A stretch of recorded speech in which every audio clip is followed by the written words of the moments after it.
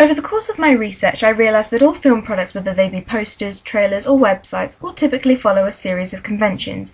These conventions indicate what specifically should appear on the poster, website and in the trailer, and how and where certain pieces of information should be positioned on all of the products.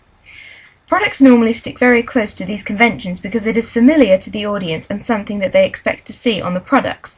For example, film posters, no matter what the genre is, will always have the title of the film on it in the biggest font. Because if the audience are interested in seeing the film, they need to know the title to ensure that they know what title to look for when they go to the cinema to see it. There is nearly always a tagline, which is usually something that will stick in the audience's mind so they remember the film. Important characters are shown on the poster. With regards to the horror genre, this is normally the protagonist or the antagonist, or in some cases both, to clearly show binary opposition. The film details, such as when it is coming out, the institutions responsible for the creation of the film, the website link so the audience can find out more if they wish to, and important cast, crew and members are listed. Challenging these conventions is quite risky because there is always the possibility that the industry and or the audience are not going to understand the poster or the website or the trailer and will become confused by it, because it can lead to certain meanings or messages not getting across to them, the genre not being made obvious enough, and ultimately this can cause the audience to lose interest because the majority tend to steer away from things that they can't recognise. As a result of this, I followed the horror film conventions very closely to ensure that when my products were eventually seen by the audience or by the industry, they would instantly recognise the genre. In terms of my poster, like existing products, I included the film title, tagline, release date, web address, institutional logos, credits, and placed only the important characters on the poster too. The film title has the biggest font of all the text on the poster because it's the most important piece of information that the audience need to know. The choice of the colour white against the jet black makes the title really eye-catching. Also, the white makes the title seem almost innocent and good. However, the way in which I have incorporated the symbol into the title will build intrigue and hints at the idea that the title is not all that it appears to be. I also placed the title in the top right-hand corner because we always read from left to right, and I felt the title would have more impact here. My tagline is the second largest font on the poster and clearly relates to the theme of the book. I got this idea from a well-known, commonly used term, never judge a book by its cover, which encourages others to either give a particular book a try or to avoid it, but that they should base their decision on the blurb and the contents of the book, not on its outside appearance. However, in this case, I am trying to encourage the opposite, because naturally its title would spark curiosity among the audience. Why shouldn't they peek? Of course, the book is titled this for a reason and turns the common saying on its head, because by reading this book, terrible things start occurring which ultimately leads to the conclusion that you should always judge a book by its cover. I followed the convention of placing the release date in the centre of the poster at the very bottom beneath the film credits. I chose to colour it red so that it stands out amongst the smaller white text surrounding it. Also, I thought that not giving the film a precise release date would build the audience anticipation and excitement and perhaps increase their eagerness to see it. This is also another very important piece of information that the audience need to know, which is why I chose the colour that I did, to enable it to stand out more clearly amongst the white text and become more eye-catching. Beneath the release date is the website link, in a slightly smaller font, because this piece of information is less important. However, it is still bigger than the credits, because it is important to the audience to be able to clearly see it if they are interested to find out more about the film. The credits appear at the bottom of the poster, like on all other posters, in the smallest font, along with the institutional logos, to show acknowledgement to the institutions who funded the film, and also the people who have worked on, produced, directed and funded the film. However, this information tends to not be as interesting to the audience as the rest of the details are, and so it appears in small font. Furthermore, I followed the conventional horror colour theme of black, red and white to clearly communicate the horror genre. In terms of imagery, I included the book and my protagonist/antagonist Chrissy Milligan on the poster because she is the most important character in the film and the book is vital to the film plot. Chrissy Milligan has also been portrayed in a very long shot to create a sense of isolation and make her appear more vulnerable and defenseless and give the audience an idea of her character. A sense of isolation is also a common syntactic feature of the horror genre. Chrissy's shadow is clearly being portrayed as the antagonist of the film and is hinting that the antagonist is part of Chrissy's split personality, or that she has a split personality. The strong black colour of her shadow suggests that her second personality is much darker and more sinister than her original personality. The way in which her second personality, or her shadow, is closer to the audience may make them feel slightly unsettled and anxious and uncomfortable, especially when they are being given the impression that the antagonist is just a normal person like any of them. I've also shown slight binary opposition by placing Chrissy slightly to the left and her shadow slightly to the right, suggesting that the two halves to this character, the good side and the evil side, are at war with one another. The shadow, or the antagonist, is also placed slightly more in the middle of the poster to make them more the centre of attention. There is also direct mode of address, which is yet another convention and makes the poster more eye-grabbing.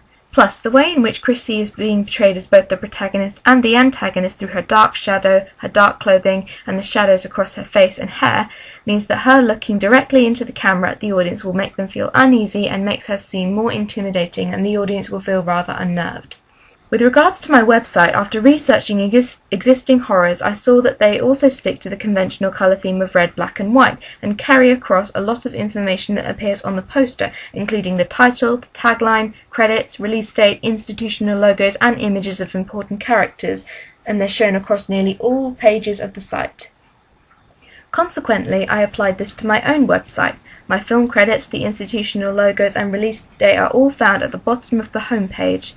The film title is placed like my poster in the top right hand corner so it is clearly visible and has more impact. The tagline appears directly below it to show linkage, and I also placed the image used on my poster on the home page of my website to create more of a relation between the two products. The 2013 film Carrie also applied this to their website by having the poster on the website homepage. I noticed that nearly all the websites I researched used the title as a link back to the homepage and decided to apply this to my website too. I kept the title and tagline visible across all pages on my site to not only remind the audience that they are still on the same website, but also so that the homepage was always accessible no matter what page they were on. The animation on my title creates the impression that there is a continuous battle between good and evil, and once again links back to the concept of Chrissy's split personality and the battle of her good personality and her evil one. Also, I've incorporated the symbol into the title once again, however it only appears when the text turns red to indicate that the symbol has a much more evil and darker meaning. Social networking is a huge part of our lives nowadays, and there is always a social network bar on the website to allow the audience to share things with friends, family and other contacts. So I added a social media bar into the top left hand corner, including the most popular social networking sites such as Facebook, Twitter, Instagram and YouTube. However, I felt that it would make my website look tacky if I kept them in their normal colours, so I used Photoshop to alter their colours to black and dark red to fit more with the horror genre and colour theme of my website. The navigation bar on the website, which allows the audience to explore the site freely and easily. It also visually informs the audience roughly how many pages there are on the site. I created my navigation bar in the form of a bookshelf to continue the theme of the book Don't Peek. The titles of each page appear along the spine of the book.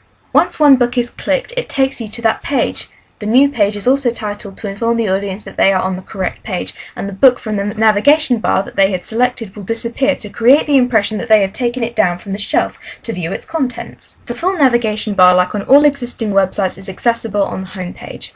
As well as the title, credits, image, navigation bar and tagline, also on the homepage of my website are reviews given by well-known institutions such as Empire Magazine, TotalFilm.com, The Telegraph, The Guardian, which give good positive feedback on the film.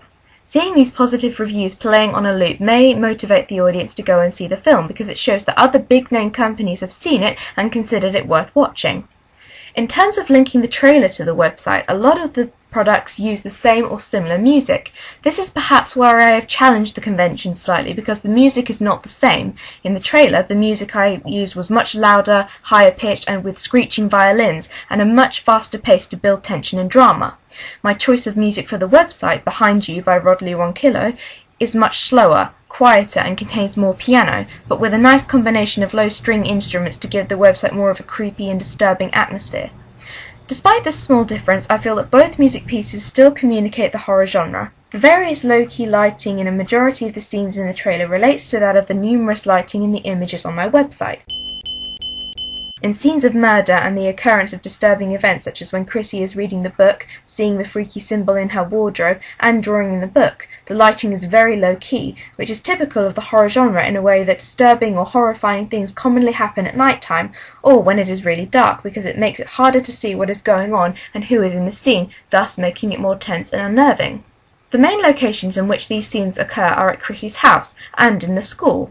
And what is unsettling about this is the fact that these are places that the audience will have encountered regularly. Therefore, the audience can then imagine themselves in the same situation and makes them realise that these things do and can happen, that someone they know could have a dark side, and the fact that these horrific events are happening in places that are supposed to be a haven.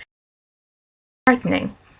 This hyper-realistic narrative is what enables audience members to believe such events could occur in their own lives, thus explaining the reason the psychological genre is so popular. It affects the audience mentally and plays on their mind, which causes a more powerful effect. The characters in the horror genre also follow specific conventions, which the audience come to expect in horror films. For example, the lead is quite commonly a female, although not all horror films follow this convention, for example Sinister, Jaws, The Woman in Black, etc. But the horror genre is one of the few film genres that is not patriarchal, a genre where women can be the lead role, but under certain conditions. For example, she has to be the pure one, so she might have to be a virgin. I chose to follow this semantic feature because I like the idea of a female character having the power. However, I have challenged this typical semantic feature in a way that she is also the antagonist, and typically in horror films the villain is always male. I felt that this would give the twists in my plot more impact and shock and surprise the audience more. In my trailer, Chrissy is seen as the good character to begin with, and also a tragic character that the audience can sympathise with because she's constantly tormented and bullied, she's lonely as a result of being outcast by her peers, and the fact that we don't see her parents anywhere in the trailer suggests she is not really supported well at home, and she doesn't have the best home life. Also, the fact that she turns to her teacher as opposed to her parents shows this as well. She is also represented as the good character when she tries to get her teacher to help her when she finds out that one of her tormentors is going to be the next victim, according to the book. Naturally, if you know something is going to happen to someone you dislike, then they aren't going to be that eager to help them. But Chrissy does. She tries to save him despite how he has wronged her, which further highlights her goodness and kindness and selflessness, making her the type of protagonist we'd expect to see. On the other hand, towards the end of the trailer starts to hint at the idea that Chrissy might not be as innocent and good as she appears. For example, when she's pulling the knife out of the rack without even realising it, suggesting that it's almost becoming second nature to Chrissy. In the plot, Chrissy is the victim, through the way she is tormented, disbelieved, outcast, and falling prey to the dark seductive powers of the book which force her to keep reading. However, the victim is a character that the audience usually expect to die in the horror genre, and the protagonist is not someone who normally dies, but rather conquers evil and against all odds. This combination will keep the audience guessing and make the plot more unpredictable.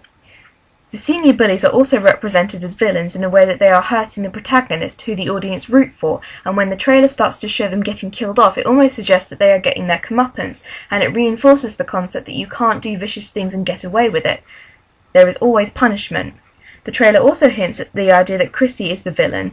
This is shown in the scenes towards the end of the trailer when Chrissy is speaking to Alison about the book, and her dialogue has taken on a slightly more aggressive tone, and when her reflection changes in the mirror to something much more sinister and menacing. The mirror is quite a stereotypical feature used in the horror genre to indicate that the antagonist is with or within the victim. Examples of horrors that have done this are Black Swan, Evil Dead, etc. I also thought that Chrissy's body language in the final shot with the mirror scene was quite crucial because she is looking away from the mirror when her reflection changes to indicate that she is completely unaware of her second personality, and the audience don't completely lose faith in her character yet. A majority of other scenes in my trailer follow the Meissen scene, which is expected in the horror genre. For example, the low-key lighting used frequently throughout the trailer, particularly in the scenes where Chrissy reads the book. The lighting in these scenes is very low-key, and the way the small bright light illuminates Chrissy makes her seem more innocent, although the large dark shadows loom around her, suggesting that evil is closing in on her.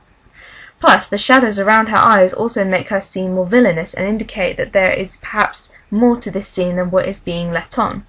The tint of blue also gives the scenes a colder and more eerie atmosphere.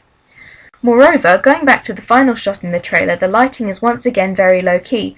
But the lighting on Chrissy is slightly brighter to show her good original personality, and her reflection is cast in shadow to indicate her darker, sinister personality, clearly portraying the binary opposition in the film. To conclude, I feel that Don't Peek follows enough of the conventions of existing horror products to imply that this film is of the horror genre.